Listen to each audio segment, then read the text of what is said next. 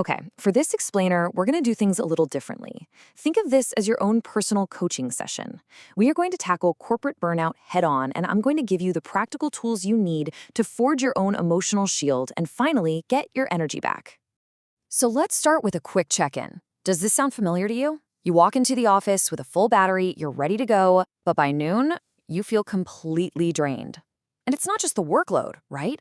It's that constant stream of negativity, the pressure, the emotional noise from everyone around you.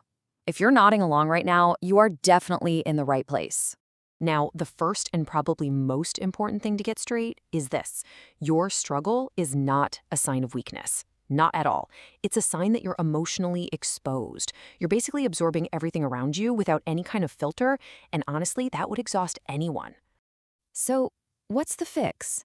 Well, over the next few minutes, we're going to forge your emotional shield. Now, this isn't about becoming cold or distant. Nope.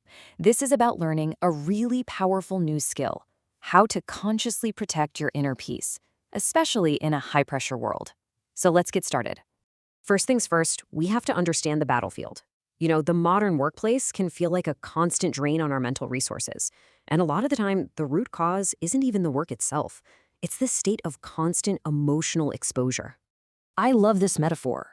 Are you a sieve? Emotionally exposed, letting every negative comment and last-minute demand just pass right through you and drain your energy away? Or are you a bucket, strong, contained, and actually in control of what you let in? That's the goal. That's where we're headed. Okay, let's make this really practical. Take a look at this chart. Who or what are your specific energy drainers? Is it that urgent task that gets dropped on your desk at 4 p.m.? Is it that piece of unconstructive feedback that just replays in your head? Identifying exactly where your energy is leaking is the very first step to patching up the holes. All right, now that we've kind of diagnosed the problem, let's build your defensive strategy. In this next part, we're going to define exactly what this emotional shield is and how it works as your number one tool for self-preservation. Now, this is the crucial part.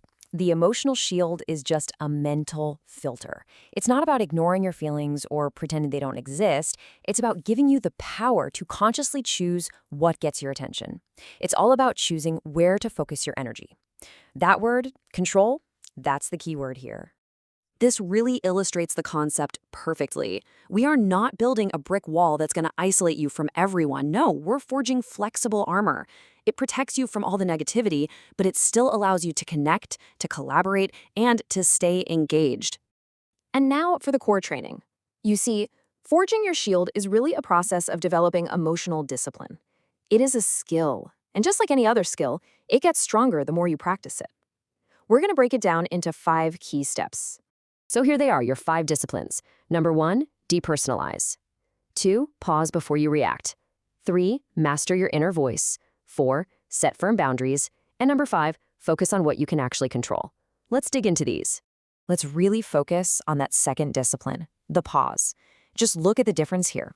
On one side, you have a reaction. It's impulsive, it's emotional, and it literally gives your power away. But on the other side, that's a response. A response is born in that tiny little gap you create just by pausing. It's intentional, it's controlled, and it keeps your power with you.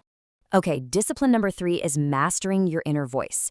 Because if that voice in your head is constantly critical, no shield is ever going to be strong enough. You've got to replace that negative self-talk with empowering scripts, just like these. Instead of beating yourself up, try saying, I am learning and growing from this. Or just remind yourself, my peace is my priority. So theory is great and all, but let's actually put this shield to the test. How do you use these skills in a high-pressure meeting or when you're dealing with a really difficult colleague? It's time to get tactical. A classic. Here's a scenario.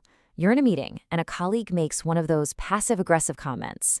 The old you might react, you might get defensive, feel hurt, maybe even shut down. But the new you, with your shield up, does something different. This right here is your secret weapon. Before you say a single word, you use the 4-4-6 breath. You inhale for 4, you hold for 4, and you slowly exhale for 6. That longer exhale actually activates your body's natural calm down button. It creates just enough space for you to respond instead of just reacting. And here's another one we've all been through. It's 4 p.m. and someone drops an urgent task on you that demands your immediate attention. Your stress response is to either just say yes and feel resentful or say no and feel guilty. Neither of those is a powerful choice. Your shield, in this case, is a well-practiced script for setting a boundary. Using a professional, calm but firm phrase like, "To give this my full attention, I'll need to tackle it after my current priority," lets you state your reality and take back control of your time without creating a big conflict. Finally, a shield is totally useless if you don't actually use it. The key to long-term burnout recovery is making emotional discipline a daily automatic habit.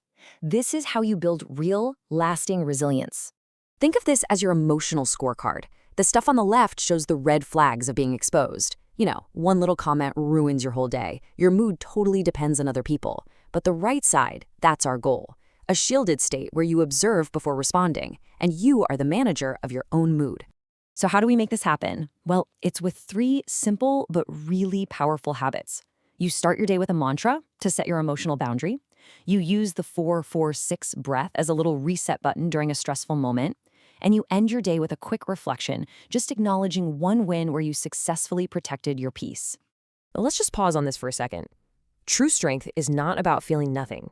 It's about feeling everything, the good, the bad, but choosing not to be controlled by it. That right there is the definition of emotional discipline. And this is the ultimate payoff.